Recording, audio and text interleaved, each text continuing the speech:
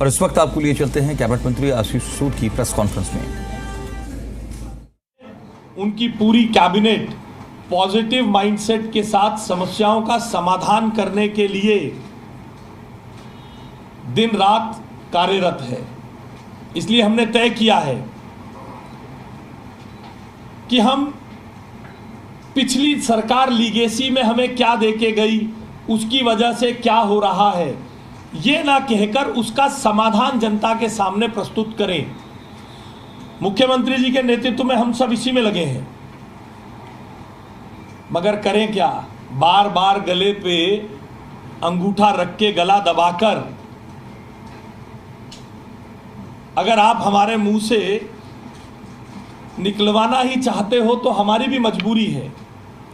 हम नहीं चाहते थे कि शिक्षा व्यवस्था का वो हालात, स्कूल विद्या के मंदिर होते हैं, विद्या के मंदिरों में किस तरह का इस सचिवालय में बैठकर पिछली सरकार के नेता भ्रष्टाचार कर रहे थे, उन सेक्रेड इंस्टीट्यूशंस को, विद्या के मंदिर की बुराई लोगों के सामने न जाए, इसलिए हम 3 दिन से धैर्यपूर्वक समाधान करने में लगे थे। मगर आपको याद है, चुनाव हारते ही, चुनाव 20 में हम भी हारे थे, कई साल से हार रहे थे, मगर लोगों ने बेरोजगार नेताओं वाले चैनल बना लिए थे। तो बेरोजगार नेताओं को कुछ कुछ करना है। और मुझे आज आम आदमी पार्टी के कुछ विधायक बता रहे थे कि अब आम आदमी पार्टी के नेताओं को बोझा लगने लग गया है अरविंद केजरीवाल जी को धोते रहना। इसलिए रोज उनके नेता कुछ ऐसा काम करने आते हैं कि हम कागजों के सबूत के साथ उनके हर क्लेम का पोल खोल दें। पहले बिजली के संदर्भ में मैंने आप सबको दिखाया, बिजली के संदर्भ में किस तरह से आउटेजेस की बात थी, आप सबने देखा। उस दिन के बाद से किसी ने नहीं कहा 5 घंटे बिजली, रोज 2-4 ट्वीट अपने बॉट आर्मी से करा रहे हैं और उसको रीट्वीट कर रहे हैं। अब एजुकेशन को पिछले 3-4 दिन से लुधियाना से आने के बाद शिक्षा मंत्री जी भी उसमें लग गए कि हमने तो दिल्ली में आमूल चूल परिवर्तन कर दिया था, बीजेपी की सरकार ने सब गड़बड़ कर दी। देखिए, कोई कंसिस्टेंसी नहीं है। परसों सीबीआई की मांग थी और आज कोई सीबीआई की मांग नहीं कर रहा। पर पहले तक कहते थे सीबीआई की तो बी टीम है, सीबीआई से तो प्रताड़ित किया जाता है, अब सीबीआई से जांच। भारतीय जनता पार्टी जब विपक्ष में थी, हम लिखते थे, थानों में जाकर शिकायत देकर आते थे और बताते थे यहां सीबीआई की जांच होनी चाहिए। मैं चुनौती देता हूं मनीष सिसोदिया जी को, उनके पास अगर कोई भ्रष्टाचार का सबूत है तो वो टीवी के कैमरों के सामने मांगने से सीबीआई जांच नहीं होती। सबूत लेके थाने में जाएं, एफआईआर दर्ज कराएं और दोषियों को दंडित करवाएं। मीडिया के सामने रोज शोर मचाकर बेरोजगार नेताओं को काम देने, बेरोजगार नेताओं की तरह काम ढूंढने की क्या जरूरत है? अगर उन्हें लगता है शिक्षा विभाग में, अगर उन्हें लगता है प्राइवेट स्कूल्स के साथ कोई भ्रष्टाचार हो रहा है, तो मैं चुनौती देता हूं मनीष सिसोदिया जी को कि वे तुरंत जाएं, किसी थाने में रपट दर्ज कराएं। टीवी के कैमरा के सामने कोई जांच नहीं होती है। और अगर उन्होंने इतना ही अच्छा किया था तो मनीष सिसोदिया को अपनी सीट छोड़कर नहीं भागना चाहिए था और दिल्ली की जनता को मनीष सिसोदिया जी के इस शिक्षा मॉडल को नकारना नहीं चाहिए था। उन्हें भी हराया और जिस सीट को वो छोड़कर गए वो भी हारे और अरविंद केजरीवाल जी भी हारे। ये मॉडल दिल्ली की जनता रिजेक्ट कर चुकी है। अब मैं तथ्यों के साथ आपके समक्ष कुछ बातें रखना चाहता हूं। दिल्ली में 1677 प्राइवेट स्कूल हैं, इनमें से 335 सरकारी लैंड पर है, जिनके लिए 1973 के दिल्ली स्कूल एक्ट के अनुसार उनकी लैंड में ये कंडीशन है कि उन्हें राज्य सरकार से अनुमति लेनी है, और 114 स्कूल ऐसे हैं जिनको अनुमति लेने के लिए कोई बाध्यता नहीं है, मगर 1677 स्कूल हैं। आज तक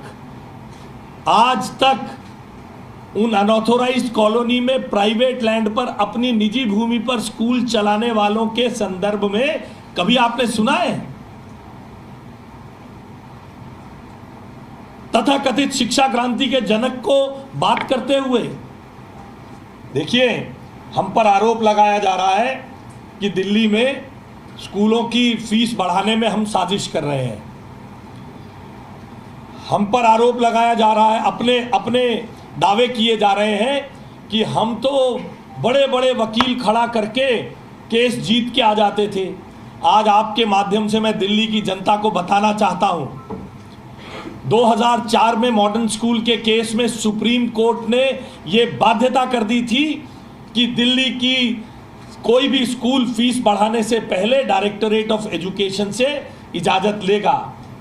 इतने बड़े बड़े वकील खड़े किए थे, इतने बड़े बड़े वकील कि 2024 में बड़ी कोर्ट का ऑर्डर हाई कोर्ट में हरवाया है, जिसमें ये ऑर्डर लेकर आ गए कि कोई बाध्यता नहीं है दिल्ली के स्कूलों की फीस बढ़ाने के लिए डायरेक्टर एजुकेशन से पूछने की। और सुनिए, ये कहते हैं कि फीस हमने बढ़ा दी। मैं चुनौती देता हूं पूरी जिम्मेदारी के साथ, जिस स्कूल के बारे में बार बार मनीष सिसोदिया जी ने जिक्र किया, मैं किसी को सिंगल आउट नहीं करना चाहता, मगर मेरी मजबूरी है। आज दिल्ली की जनता को पता चलना चाहिए कि उनके नाम पर, उनके आड़ में किस तरह से लूट का बाजार गर्म था। जिसका मन आता था उसको फीस बढ़ाने की इजाजत देते थे। अंडर द टेबल कौन कौन लेता था, इसकी जांच हम करवाएंगे। मैं आपके रिकॉर्ड पर बता रहा हूं, इसकी जांच भारतीय जनता पार्टी की रेखा गुप्ता जी की सरकार कराएगी, मुख्यमंत्री जी की सरकार कराएगी कि किसने उसमें भ्रष्टाचार किया है। हम किसी भी तरह की अनैतिक बढ़ोतरी नहीं होने देंगे। ये मैं आपके समक्ष दिल्ली की जनता को आपके माध्यम से बताना चाहता हूं। आपके सामने मैं बताता हूं, एल्कॉन इंटरनेशनल का बार बार नाम ले रहे हैं कि हमने फीस बढ़ा दी। और देखिए, हमारी सरकार, आपने देखा है, वो लोग कागज दिखाते हैं, हम कागज आपको देकर जाते हैं। कागज ज़्यादा थे, फोटोकॉपी नहीं कराई। जो लेना चाहे मेरे कार्यालय से ले सकते हैं, मैं उपलब्ध कराऊंगा। ये एल्कॉन इंटरनेशनल का ऑर्डर है साहब, एल्कॉन इंटरनेशनल का ऑर्डर है। ये इसमें बोला 14 करोड़ 99 लाख यानी 15 करोड़ रुपए आपने बिना मर्जी के खर्च दिए, आपने मुनाफा कमाया और इधर उधर संभाल लिया, मगर फिर भी उस स्कूल को उसी साल के ऑर्डर में 15% फीस वृद्धि की अनुमति दे दी। देख रहे हैं आप, एल्कॉन इंटरनेशनल का ये ऑर्डर है, लिखित ऑर्डर है, ये डायरेक्टरेट ऑफ एजुकेशन का ऑर्डर है। 15 करोड़ रुपए का घपला करते हुए स्कूल पकड़ा गया, 15% फिर बढ़ोतरी करने की अनुमति दे दी। और 2024-25 में इसी स्कूल ने 15% की अनुमति जब 22-23 में दी तो 36% बढ़ा दी, और अब 24-25 में 13% फीस एल्कॉन स्कूल ने बढ़ाई। सरकार शिक्षा क्रांति के जनक और बड़ी बड़ी बातें करके चुनौती देने वाली आतिशी मरलीना जी की थी, वो मुख्यमंत्री थी 24-25 में। फीस बढ़ गई, ऑर्डर में 15 करोड़ रुपए का घपला पकड़ा गया, फिर भी फीस बढ़ गई। फिर देखिए, स्कूल का बार बार नाम ले रहे हैं, इनको 42 लाख रुपए में मिस एप्रोप्रिएशन के नाम पर 42 लाख रुपए मिस एप्रोप्रिएशन के नाम पर इनसे फीस ना बढ़ाने का निर्देश दे दिया। एक को 15 करोड़ रुपए घपला करने के बाद भी फीस बढ़ाने का आदेश दे दिया। एक को 42 लाख रुपए गाड़ी उसने खरीदी, फीस नहीं बढ़ाई जाएगी। मगर उस स्कूल ने एंजल पब्लिक स्कूल ने 22-23 में फिर भी 14% फीस बढ़ा दी। कोई कार्रवाई नहीं हुई साहब, कोई कार्रवाई नहीं हुई। सलवान पब्लिक स्कूल का बार बार नाम ले रहे हैं मनीष सिसोदिया जी, आतिशी मरलीना जी। इस स्कूल को भी 1,67,00,000 रुपए की मिस अप्रोप्रिएशन पकड़ी गई। इस स्कूल ने भी 23-24 में 23.84% और 24-25 में 14.68% फीस बढ़ा दी। और ये सरकार कहती है कि फीस भारतीय जनता पार्टी ने बढ़वा दी, फीस भारतीय जनता पार्टी ने बढ़वा दी। लैंसर कॉन्वेंट का भी नाम ले रहे हैं साहब। लैंसर कॉन्वेंट पर भी इसी तरीके से 4 करोड़ रुपए से ज्यादा घपले में खर्चने का आरोप था। लैंसर कॉन्वेंट ने भी 34% फीस 24-25 में बढ़ा दी। इसके ऊपर कोई कार्रवाई इनकी सरकार ने नहीं की। मैंने आपसे पहले कहा, स्कूलों के बाजारीकरण, एजुकेशन के कमर्शियलाइजेशन को हम नहीं चलने देंगे। देखिए, आपके माध्यम से दिल्ली की जनता को पता चलना चाहिए, 1973 का स्कूल एक्ट है। मुट्ठी भर स्कूल होते थे 1973 में प्राइवेट। शिक्षा क्रांति के जनक 31 मार्च को स्कूल से कहा जाता है 31 मार्च तक आप अपने ऑडिटेड रिपोर्ट लाइए। ये उसके अंदर प्रावधान है 1973 के एक्ट में। आज अभी आतिशी मरलीना जी ने भी कहा और शिक्षा क्रांति के जनक मनीष सिसोदिया जी भी कह रहे थे, हम तो सीएजी ऑडिटर से ऑडिट कराते हैं। मैंने आपको कितने स्कूल बताए मैडम, आपने लिखा कितने स्कूल बताए मैंने दिल्ली में प्राइवेट स्कूल हैं? 1677। आपको मैं जिम्मेदारी से कह रहा हूं, आरटीआई लगाइए। और अगर ये गलत हो तो आतिशी मरलीना जी जिस मंच पर चाहे चर्चा करें दिल्ली की जनता से, कैसे उन लोगों ने स्कूल्स को ब्लैकमेल करके आपके परिवारों के बच्चों से पैसे वसूलवाए और अपने खजाने भरे हैं इन सब ने। 1677 स्कूल में एक्ट मैंडेट करता है हर स्कूल का ऑडिट होना चाहिए। जो मनीष सिसोदिया जी जहां पर बैठकर दिल्ली की जनता को झूठ बोल रहे हैं, केवल 10 साल में केवल और केवल प्रति वर्ष 75 स्कूलों का ऑडिट होता है। 75 स्कूलों का। दिल्ली स्कूल एक्ट 1973 मैंडेट करता है कि हर स्कूल का ऑडिट होना चाहिए। दिल्ली स्कूल एक्ट मैंडेट करता है हर वर्ष जनरल इंस्पेक्शन होनी चाहिए। स्कूल कैसे करिकुलम का इंप्लीमेंटेशन कर रहा है, कैसे डिसिप्लिन मना रहा है, कैसे सेक्शन 193 के तहत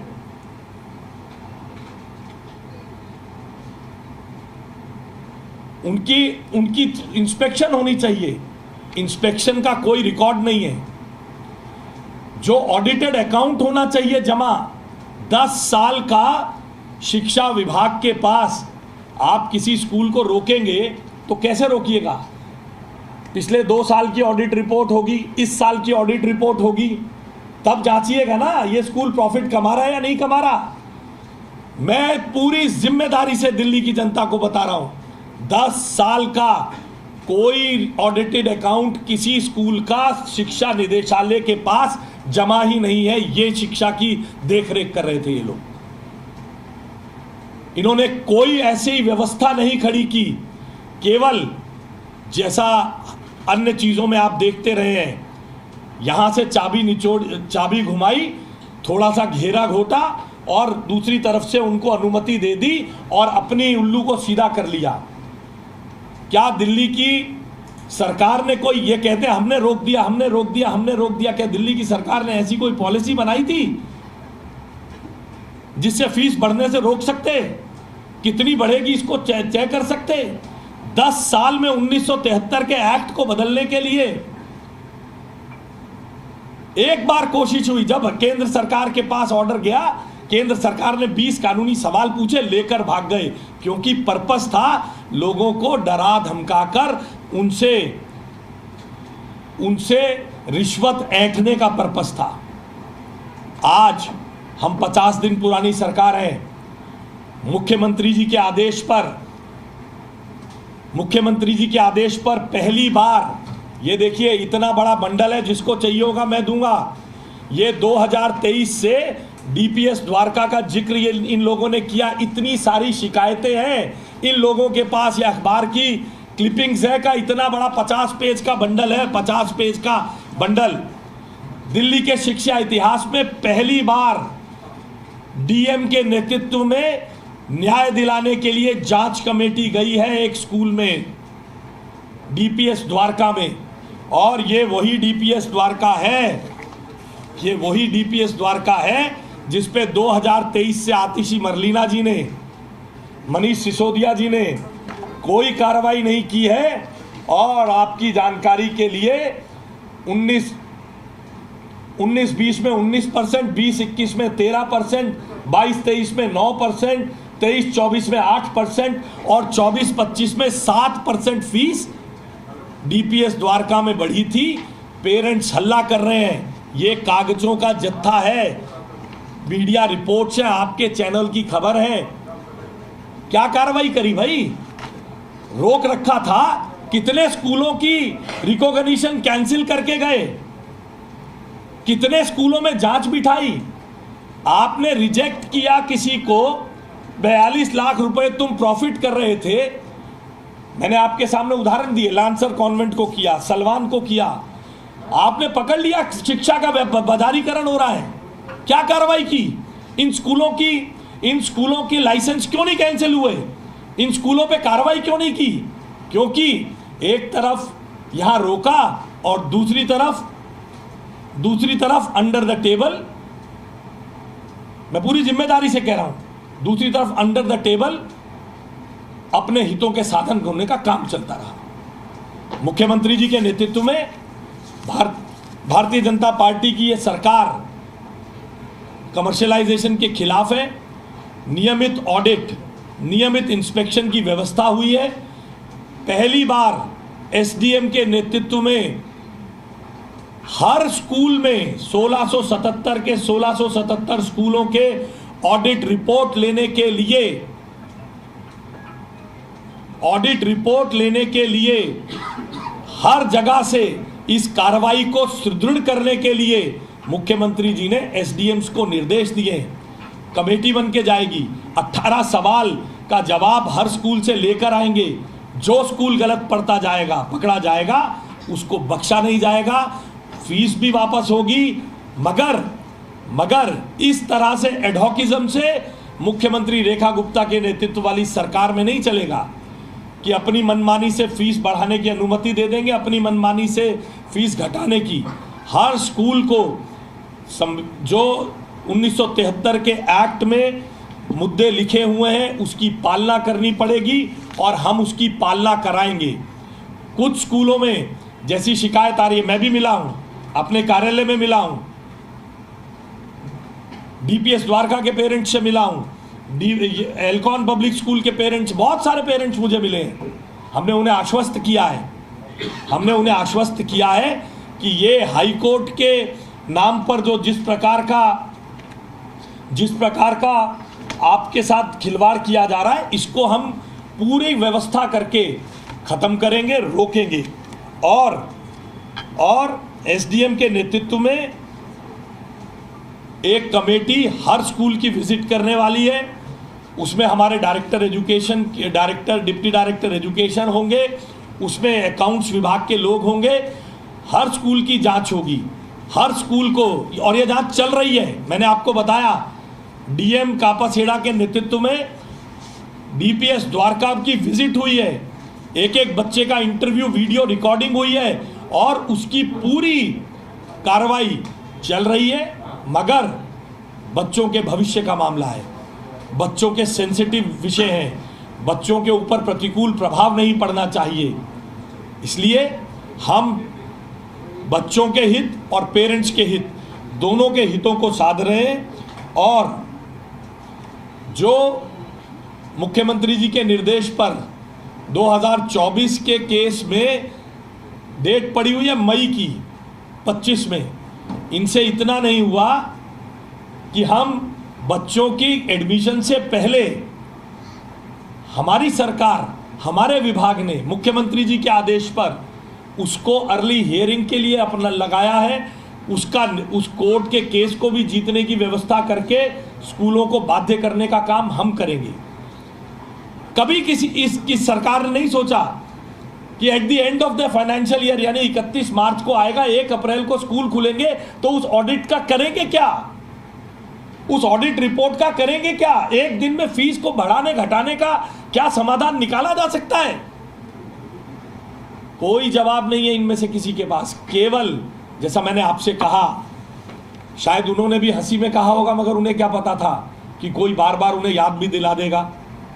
बेरोजगार नेता तो कुछ काम चाहिए, इसलिए रोज आकर बच्चों से जुड़े इस सेंसिटिव मामले पर, और हम नहीं चाहते थे जो भ्रष्टाचार यहाँ चल रहा है स्कूलों के ऊपर से, जो बच्चों को मॉरल एजुकेशन देना जिनका काम है, उन पर से लोगों का विश्वास उठे, इसलिए हम ये बातों को बोलना नहीं चाहते थे। मगर जब बार बार हमारे गले में उंगली देकर आप उगलवाना चाहेंगे तो आपके भ्रष्टाचार को हम खोलेंगे। एसडीएम लेवल की कमेटी जा रही है, 2025 की डेट को, मई की डेट को हम प्रीपोन कर रहे हैं। हमने आपके समक्ष जिन स्कूलों ने 24-25 तक फीस बढ़ाई है उनके ऑडिटेड रिकॉर्ड्स को हम इकट्ठा कर रहे हैं। हमने एक मेल आईडी जारी कर दी है जिस पर हम सब लोगों से अनुरोध करते हैं कि अगर उनके पास फ़ी के संबंध में कोई भी दिक्कत है तो वो हमारे को मेल दें। हमारे डिप्टी डायरेक्टर एजुकेशन के ऑफिस में, हमारे डिप्टी डायरेक्टर एजुकेशन के ऑफिस में हेल्प डेस्क है। जिस स्कूल में किसी पेरेंट को लगता है कि अनड्यू काम हो रहा है, वो हमें आकर हमारे डिप्टी डायरेक्टर एजुकेशन के उस हेल्प डेस्क पर जाकर बता सकते हैं। ये हमारी ही सरकार है जिसने ईडब्ल्यूएस के एडमिशन को ट्रांसपेरेंटली करने का काम किया है। फुल पब्लिक मीडिया ग्लेयर में ईडब्ल्यूएस के ड्रॉ ऑफ लॉट्स को निकाला है। पिछली सरकार ने ऐसे ऐसे ड्रॉ ऑफ लॉट्स निकाले हैं। फिर मैं आपसे, हम ये कहना नहीं चाहते एक ही परिवार के 5-5 लोग, ऐसा एक नहीं सैकड़ों उदाहरण हैं। एक ही परिवार के 5-5 बच्चे ईडब्ल्यूएस कैटेगरी में, एक ही परिवार के 5-5 बच्चे ईडब्ल्यूएस कैटेगरी में एडमिट हो गए। ये रेखा गुप्ता जी की, मुख्यमंत्री जी की सरकार है जिसने इसकी पारदर्शिता सुनिश्चित की है। हम एजुकेशन के आमूल चूल काम को बदलने में प्रयासरत हैं। हम बिना किसी दोषारोपण के अपने काम में लगे हुए हैं। 115 करोड़ रुपए ईडब्ल्यूएस का छोड़कर गए थे, बच्चों को निकाल के बाहर धकेला जा रहा है। जाओ, सरकार ने पैसा नहीं दे रही, जाओ, सरकार पैसा नहीं दे रही। 115 करोड़ रुपए की लायबिलिटी छोड़कर गए हैं। और स्कूलों के नाम आपको फिर बताता हूँ। एलकॉन ने 2024-25 में 22-23 में 15 करोड़ रुपए एक्सेस होने के बाद 15% बढ़ाने की इजाज़त दी, 36% बढ़ाया, कोई कार्रवाई नहीं हुई। क्यों नहीं हुई? क्योंकि अंडर द टेबल ट्रांजैक्शंस हुई। 24-25 में 13% बढ़ाई, क्यों सरकार बोली नहीं? क्योंकि अंडर द टेबल ट्रांजैक्शंस हुई। सलमान पब्लिक स्कूल मयूर विहार में 23-24 में 23.84% फीस बढ़ी, 24-25 में 14.68% फीस बढ़ी। सरकार क्यों नहीं बोली, क्यों नहीं एक्शन किया? क्या एक्शन करके गए? एंजल पब्लिक स्कूल ने 14% फीस बढ़ाई, जिनका नाम ले रहे हैं। रुक्मणी देवी स्कूल ने 11% फीस बढ़ाई। लांसर कॉन्वेंट ने 24-25 में 34% फीस बढ़ाई है। क्यों? आतिशी मरलीना जी मुख्यमंत्री थी, क्यों कार्रवाई नहीं? क्या लेन देन था उन स्कूल्स के साथ? इसकी जांच हम करके मुकदमा दर्ज कराएंगे, हम करेंगे। मैं तो चुनौती दे रहा हूं, अगर उनके पास है तो क्यों बार बार टीवी के कैमरों से मांग रहे हैं सीबीआई जांच? जाएं, हमारे खिलाफ मुकदमा दर्ज कराएं किसी थाने में, सीबीआई की जांच की मांग करें। केवल और केवल बेरोजगार नेताओं को काम देने के लिए स्कूल की एजुकेशन पर स्कूल बेईमानी करते हैं। जो बेईमानी कर रहा है उसको छोड़ेंगे नहीं। और सुनिए, द्वारका का डीपीएस द्वारका 19, 13, 9, 8 और 7 5 साल में लगातार इतने प्रतिशत फीस बढ़ी है। सृजन स्कूल 23-24 में 35%, क्यों कार्रवाई नहीं हुई? 24-25 में 36%, आतिशी मरलीना जी मुख्यमंत्री जी, क्यों कार्रवाई नहीं की? और ये सब चीजें चेक कर सकते हैं आप। और 10 दिन के अंदर दिल्ली की जनता को मैं बताता हूं किस किस स्कूल ने पिछले सालों में कितनी फीस बढ़ाई। हम 10 दिन के अंदर इस डाटा को कंपाइल करके एजुकेशन विभाग की वेबसाइट पर डाल देंगे, ताकि उन्हें पता चले ये जो झूठ का नैरेटिव बेचा जा रहा है, ये जो झूठ का नैरेटिव बेचा जा रहा है कि हमने फीस नहीं बढ़ने दी, फीस नहीं बढ़ने दी। फीस बढ़ी, अंडर द टेबल लेन देन करके बढ़ी, और जनता तब भी चिल्लाती थी। ये डीपीएस के इतने सारे कागज गवाह है, जनता तब भी चिल्लाती थी। ये लोग सुनते नहीं थे। 62 विधायकों के रुआब में कभी इसके ऊपर कार्रवाई नहीं की। मार्गरेट सीनियर सेकेंडरी स्कूल 21-22 में 20-21 में 30%, 21-22 में 20%, 22-23 में 20%, 23-24 में 10% फीस बढ़ी। सेंट ग्रेगोरियस स्कूल में 21-22 में 14.82%, फिर 24.59%, 19.62% फीस बढ़ी। पिनाकल स्कूल में 3 साल से लगातार 10% फीस बढ़ रही है हर साल। लक्ष्मी पब्लिक स्कूल में 28%, 18%, 16.5%। और हम केवल इन्हीं स्कूल्स को, डीडीए की लैंड वाले स्कूल नहीं, निजी भूमि पर चलने वाले स्कूल्स को भी विजिट कर रहे हैं। जिनको हमने रिकॉग्निशन दी है उनको हम विजिट कर रहे हैं। एसडीएम जाएंगे, जा रहे हैं, उनकी रिपोर्ट लाकर उसकी पूरी जांच होकर, ऐसे और बहुत, रॉकफील्ड स्कूल, वंदना इंटरनेशनल स्कूल, पूर्ण प्रजना पब्लिक स्कूल 48% फीस बढ़ाई है 24-25 में। आतिशी मरलीना जी चीफ मिनिस्टर थी। इसलिए मैं आपको निवेदन करता हूं, आप सब दिल्ली के नागरिक भी हैं, पत्रकार से पहले आप दिल्ली के नागरिक हैं। दिल्ली की स्कूल व्यवस्था को ठीक करने के लिए, एजुकेशन व्यवस्था को, प्राइवेट स्कूल्स को ठीक करने के लिए भारतीय जनता पार्टी की सरकार मुख्यमंत्री रेखा गुप्ता जी के नेतृत्व में काम कर रही है। हम इस मड स्लिंगिंग में, तूने बढ़ाया हमने बढ़ाया, 1973 के एक्ट में जो कमियां हैं उसको क्यों परिवर्तित नहीं किया इस सरकार ने? क्योंकि मनमानी से फीस बढ़ने देना, मनमानी से फीस रोकना, ये सरकार की मंशा थी। उसके पीछे अल्टीरियर मोटिव्स थे, मेलाफाइड इंटेंशंस थी। किसी को अनुमति दे देंगे 15 करोड़ रुपए मिस एप्रोप्रिएशन के बाद भी 15% फीस बढ़ाने की, दूसरे को रोक देंगे। जिनकी रोकी, ये लोग बार बार कह रहे हैं ना, हम रोक लेते थे, जिसके पास पैसा होता था उसको बोलते थे तुझे नहीं बढ़ाने देंगे। कार्रवाई क्यों नहीं करते थे? अगर आपने कमर्शियलाइजेशन से अपने पास एक फंड एक्रू कर लिया है, फंड खड़ा कर लिया है, तो उसके ऊपर तो कमर्शियलाइजेशन की एक्शन होना चाहिए था। उसके ऊपर तो उसकी रजिस्ट्रेशन कैंसिल होनी चाहिए थी। आपने सैकड़ों स्कूलों को, आपका क्लेम है हमने रिजेक्ट किया, तुम्हारे पास पैसा है, वो पैसा किसका था? क्यों उनके खाते में पड़े रहना दिया आतिशी मरलीना जी? क्या कंसिडरेशन थी? जिनके खातों में पैसे पड़े रहे, जो इसका मतलब उन्होंने पहले ही इतनी फीस रखी हुई है कि उन्होंने इतना कमा लिया, बुक्स में से इधर उधर भी नहीं कर पा रहे। उनकी फीस घटवाई क्यों नहीं? उनको जेल क्यों नहीं भेजा? उनकी रिकॉग्निशन कैंसिल क्यों नहीं की? इनका कोई जवाब नहीं मिलेगा। सिर्फ बीजेपी से प्रश्न पूछे जाएंगे, 50 दिन पुरानी सरकार से प्रश्न पूछे जाएंगे। वो ये भूल जाते हैं उन्होंने शिक्षा में बदलाव किया, ये किया, वो किया। उसी